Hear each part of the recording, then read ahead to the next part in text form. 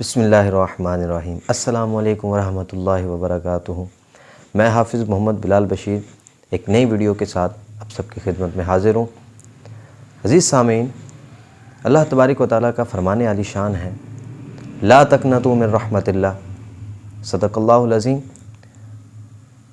کہ انسان کو اور خصوصاً مومن مسلمان کو کبھی بھی اللہ تبارک و تعالیٰ کی رحمت سے نا امید نہیں ہونا چاہیے۔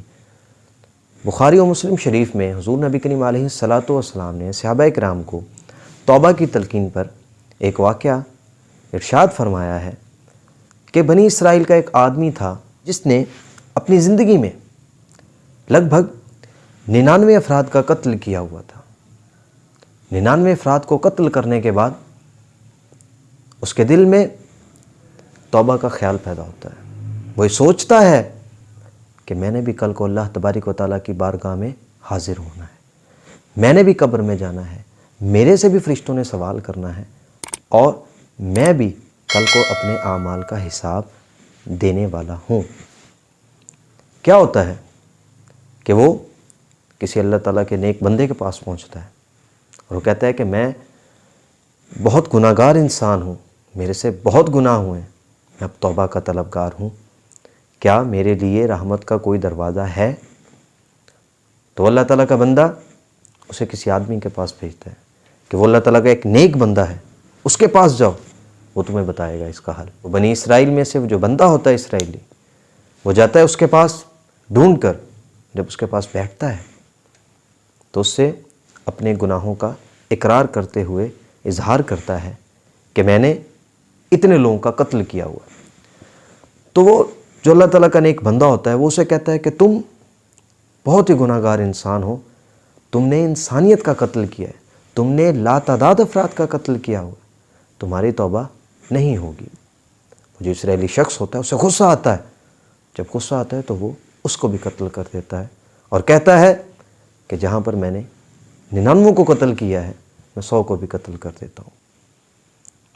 کیا ہوتا ہے؟ قتل کرنے کے بعد جب یہ سفاکیت کا نشہ اترتا ہے تو پھر سوچتا ہے کہ میں تو اللہ تبارک و تعالیٰ کی رحمت تلاش کرنے کے لیے نکلا تھا، میں نے یہ کیا کیا؟ میں نے ایک اور قتل کر دیا، میں پھر گناہ گار ہو گیا، میں نے پھر اللہ تعالیٰ کے ایک بندے کو قتل کر دیا۔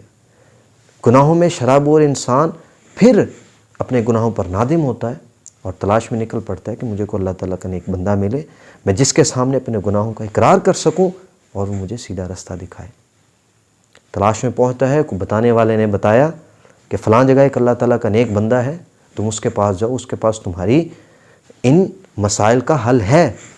کیا کرتا ہے؟ ڈھونڈتا اس بندے کے پاس پہنچتا ہے، اس کے پاس جاتا ہے اور اپنے گناہوں کا پھر اقرار کرتا ہے تو وہ بندہ اللہ تبارک و تعالیٰ کی رحمت کاملہ کا اقرار کرتے ہوئے اسے فرماتے ہیں کہ اے بندے، اللہ تبارک و تعالیٰ کی رحمت کا سمندر بہت وسیع ہے، اتنا وسیع ہے کہ تیرے گناہ اس رحمت کے سمندر کے آگے کچھ بھی نہیں ہے۔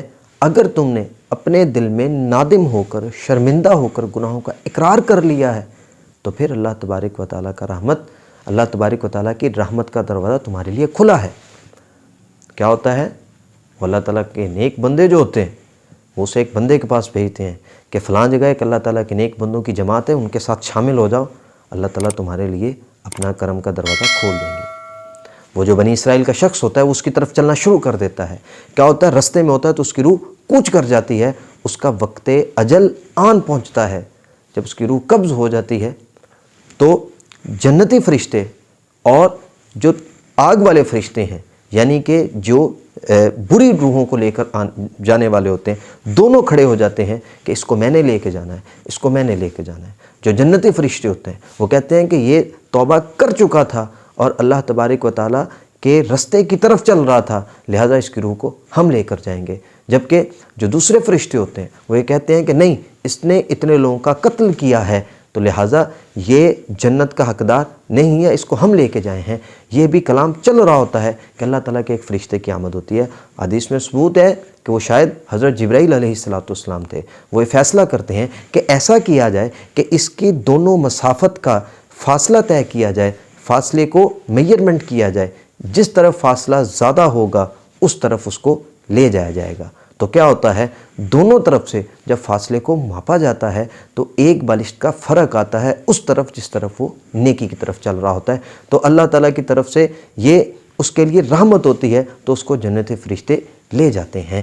تو کیا ہوتا ہے میرے عزیز ساتھیوں، عزیز سامعین محترم، حضرت قتادہ سے روایت ہے، وہ فرماتے ہیں کہ جب اس کی روح قبض ہوتی ہے تو اس کو سینے کے بل گھسیٹ کر لے جایا گیا، اور حدیث قدسی ہے، اللہ تبارک و تعالیٰ نے ارشاد فرمایا کہ جب بندہ مجھے یاد کرتا ہے گناہوں کے بعد تو میں بڑا خوش ہوتا ہوں، اتنا خوش ہوتا ہوں۔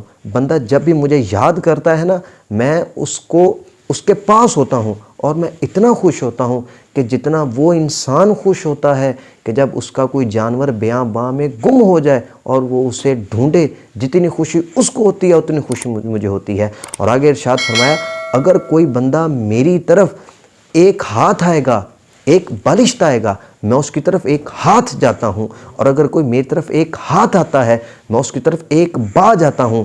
با ہوتا ہے ایک ہاتھ سے دوسرے ہاتھ کا فاصلہ، اور اگر کوئی میری طرف چل کر آتا ہے تو میں اس کی طرف دوڑ کر جاتا ہوں۔ جی سامعین محترم، اللہ تبارک و تعالیٰ کی رحمت بہت وسیع ہے۔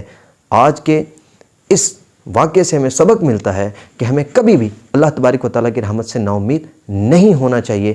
ہمیں ہر حال میں اللہ تبارک و تعالیٰ کے احکام کی اطاعت کرنی چاہیے، اور گناہ گاروں گھبراؤ نہیں، اللہ تبارک و تعالیٰ تمہاری فریاد سننے کے لیے ابھی بھی ہیں، صرف ہم اللہ تعالیٰ کے پاس سے دور ہیں کہ ہمیں توفیق نہیں ہے کہ ہم اس کے رستے سے ہم توبہ کر سکیں۔ حضرات عزیز سامعین محترم، اللہ تعالیٰ نے توبہ کا در کھولا ہوا ہے مسلمان کے لیے اس وقت تک جب تک آپ کی زندگی سلامت ہے۔ تو عزیز سامعین محترم، آج کے لیے اتنا ہی، اگلی ویڈیو میں ملیں گے۔ دعا کرتے ہیں کہ اللہ تبارک و تعالیٰ ہم سب کو عمل کی توفیق عطا فرمائے۔ میں امید کروں گا کہ آپ ہماری اگلی ویڈیو کے منتظر ہوں گے۔ حافظ محمد بلال بشیر چینل کو سبسکرائب کرنا نہ بھولیے گا، اور ویڈیو پسند آئے تو لائک اور شیئر ضرور کیجیے گا۔ والسلام، اللہ نے کے بعد۔